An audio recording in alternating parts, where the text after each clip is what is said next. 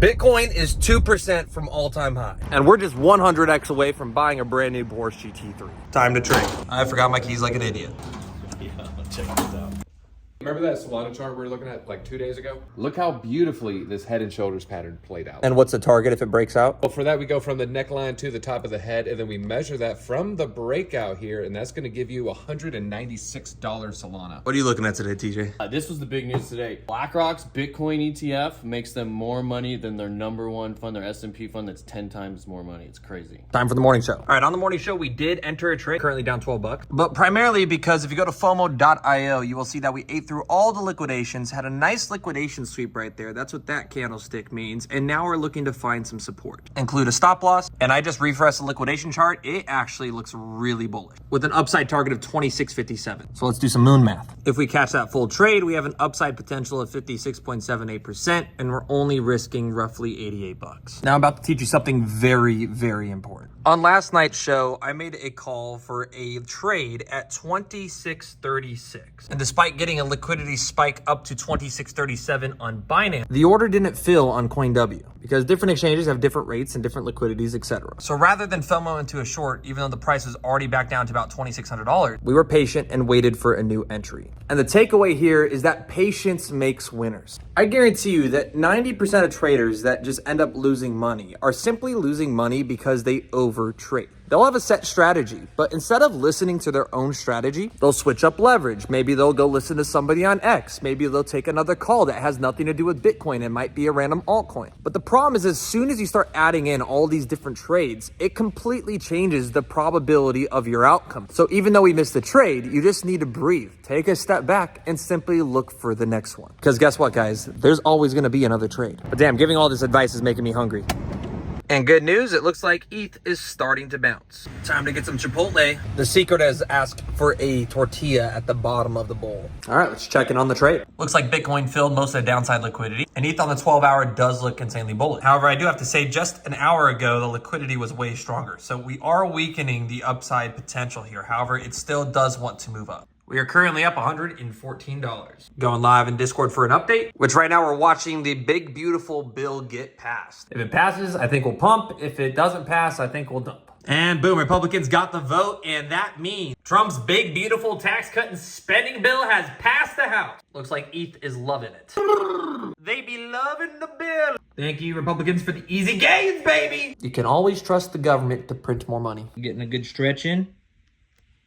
Now it's time to hit the gym. Our trade is absolutely crushing it and just hit the first take profit. Which means we just locked in $120, plus we have a 6.8% stop loss, which gives us a total of about $200 for the day guaranteed. And now we're just gonna see how this trade goes. By the way, having trading charts and being able to drive is the exact reason why I bought a Tesla. Now, while we're on the way to the gym, I'm gonna give you one of the most valuable lessons ever as a crypto trader, is asymmetrical trading. My legs are about to feel like this skeleton on the front of this car. All asymmetrical trading means is essentially your risk is a lot lower than your reward. The chance at making money is a lot higher than the chance of losing money. And this is simply in reference to utilizing a stop loss. So you guys know, I'm constantly going to wait and be very, very patient for the ultimate entry point once I have multiple areas of confluence and multiple indicators telling me to buy. So let's use an example. Let's say I am looking to enter a trade and get 20% gain. My take profit, my target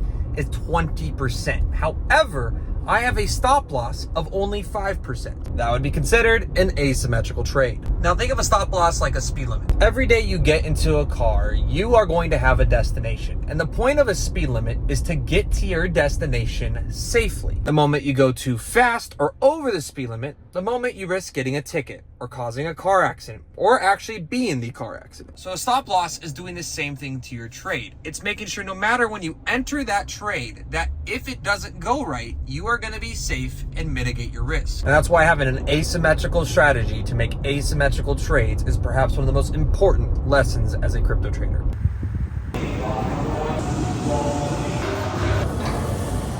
Now my phone died, but I wanted to shout out Adam here because I did try out a few of his workouts. I couldn't get the reverse lunge form down perfectly though, so I ended up just finishing off with Bulgarian split squats. However, I did do the full completion of the single calf raises. If you guys have other tips for leg day, let me know in the comments. I also saw some breaking news that could quite literally shock these markets in the next few months. As you can see, this chart was flatlined for the last 5 years, but just absolutely skyrocketed with over $11 billion being added to the overnight repurchase agreements. Now, what this means is the Fed is now directly injecting liquidity back into the markets, because if they don't, they will snap, they will break. The dollar is losing too much value and interest rates are too high. And what you need to know about this chart is that this is the facility where banks park their excess cash when they need to borrow and get instant liquidity. Now, this has happened before and recently in 2019. In the 2019 repo crisis, the Fed's emergency repo liquidity injection began on September 17th, 2019. After overnight repo rates started spiking from 2% to over 10%, signaling a massive liquidity crunch in a short-term lending market. So on September 16th, the rates rose. September 17th, the Feds intervened, injecting about 5 times what they put in on June 30th, but again was the first time since 2008. And then between the 18th and 23rd, they injected over $75 billion a day. And by October 2019, they had resumed their balance sheet, which is another form of QT. But here's why this is so important. After they started intervening, the S&P by February 19, 2020, right before COVID, rallied 13% in just 5 months. And this is because the repo actions is restoring liquidity into the market and can spark risk on rallies, specifically in tech and growth stocks. Also crypto. Now, during this time, Bitcoin actually crashed. But here's why this time is very, very different.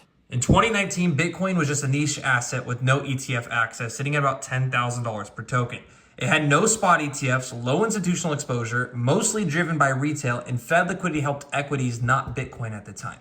However, now in 2025, Bitcoin is integrated into mainstream finance, BlackRock, etc. It is making BlackRock more money than all of the S&P 500. Spot ETFs, sovereign interest, Wall Street allocations, institutional capital inflows dominating volume and volatility, and Fed liquidity now flows into Bitcoin too via ETF exposure due to risk on strategies. So bottom line is Bitcoin is very likely to pump nowadays. Now you have to remember, this was only an $11 billion injection. It wasn't the $75 billion per day for multiple days from the Feds that we saw last time in 2019. What I am saying though is you better be watching the ETH BTC chart, because this is very good for altcoins moving into Q3 and Q4 this year. And it's very likely when ETH breaks back into this multi-year channel that it will go back to the top of this range. Either way, with our trade today, we already had a 23% ROI with $120 realized and are currently up another $190 right now. And when checking FOMO.io, we actually now have a massive indication that the price is about to shoot towards 26.57. Massive liquidity piling up at this yellow line. So if you want to stop missing out on trades or you want to follow along, come join the free Discord. The link is in the description below. I post all of my calls in the Joshua J chat. We are slowly inching closer and closer to our Porsche GT3.